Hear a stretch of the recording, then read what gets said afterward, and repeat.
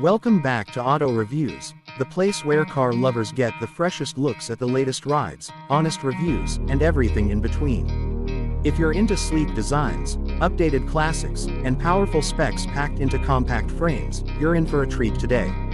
Make sure you're subscribed, hit that like button, and let's get into it. Today, we're diving deep into the brand new 2026 Fiat 850 Sport Coupe, also known as the sedan. Yes, you heard that right. Fiat is doing something pretty bold here, reviving one of its most iconic nameplates, the 850, but giving it a thoroughly modern twist that combines nostalgia with performance, all wrapped up in a sharp coupe body. Now before we talk numbers, specs, and performance, let's take a moment to appreciate what this car represents. The original Fiat 850 was all about small displacement fun.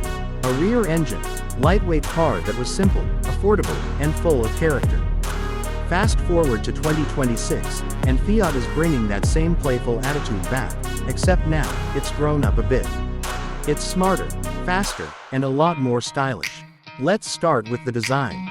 The 2026 Fiat 850 Sport Coupe isn't just retro for the sake of nostalgia, it's modern in all the right places. The front fascia features sleek LED matrix headlights that taper toward the edges, giving it a more aggressive stance than its ancestor. The iconic round lights from the 60s are subtly echoed in the DRL signature, keeping that classic connection alive. The side profile, clean, sculpted, and unmistakably European. A coupe roofline flows elegantly to the rear deck, which houses a wraparound LED light bar and a subtle lip spoiler. Sitting on 18-inch alloy wheels as standard, the 850 Sport Coupe makes a strong case for being one of the best-looking compact coupes of the year. But it's not all about looks. Let's talk about what's under the hood. Fiat is offering two powertrain options with the 2026 850 Sport Coupe. The base model comes with a 1.4-liter turbocharged inline-4 engine producing 158 horsepower and 170 pound-feet of torque. It's front-wheel drive and mated to either a 6-speed manual transmission or a 7-speed dual-clutch automatic, depending on your preference. This configuration offers a solid balance between fuel efficiency and sporty dynamics. 0 to 60 happens in just under 7.5 seconds, which is more than enough to keep things exciting on daily drives and weekend cruises. For those who want a bit more bite, there's the Abarth-tuned version. This one bumps the power up to 201 horsepower and 210 pound-feet of torque from the same 1.4-liter block, thanks to revised turbo mapping and a sport exhaust system. It also comes with upgraded suspension, performance brakes, and a limited slip differential. The Abarth version drops the 0 to 60 time to about 6.2 seconds and sounds absolutely fantastic while doing it. It's raw, energetic, and fun, everything you'd want in a modern-day Fiat Sport Coupe. Now let's take a step inside. The cabin of the 2026 850 Sport Coupe is where old-school charm meets next-gen tech. Fiat's used a minimalist dashboard layout with soft-touch materials, retro-inspired air vents, and contrasting stitching on the seats and door panels. The instrument cluster is fully digital, a 10.2-inch display that can be customized with various views, from classic analog-style gauges to a futuristic layout for performance tracking. At the center is a crisp 12.3-inch infotainment touchscreen, running Fiat's latest Uconnect system.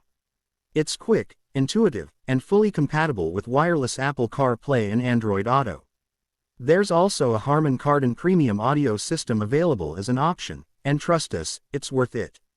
Cabin space is better than you'd expect from a compact coupe. Front seats are sporty and supportive, and while the rear seats aren't exactly limo grade, they'll do for shorter trips or carrying small adults.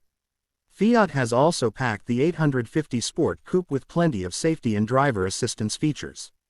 Standard equipment includes adaptive cruise control, lane keeping assist, automatic emergency braking, blind spot monitoring, and rear cross-traffic alert.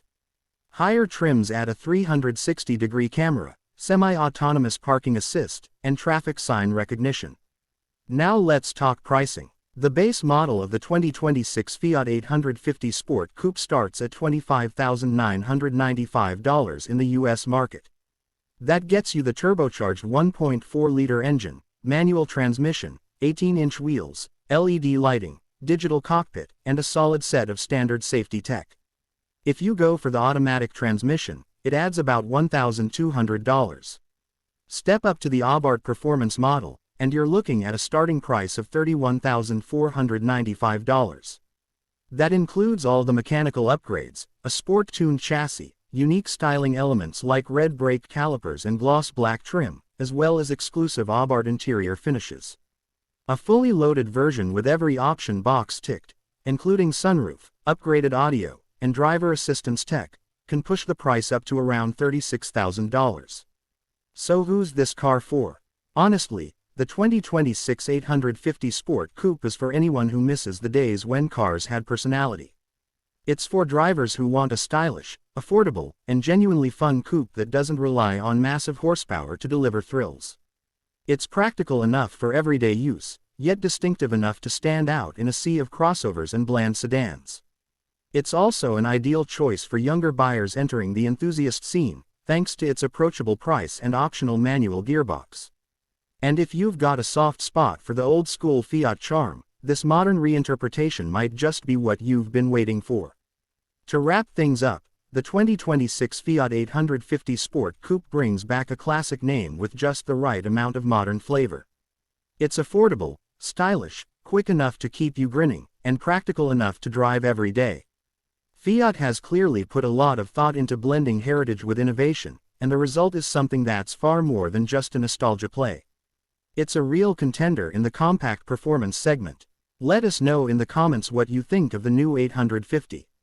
Is Fiat onto something here, or is it too much retro for 2026? And would you take the manual or stick with the dual-clutch auto? Don't forget to like, subscribe, and turn on notifications so you never miss an episode.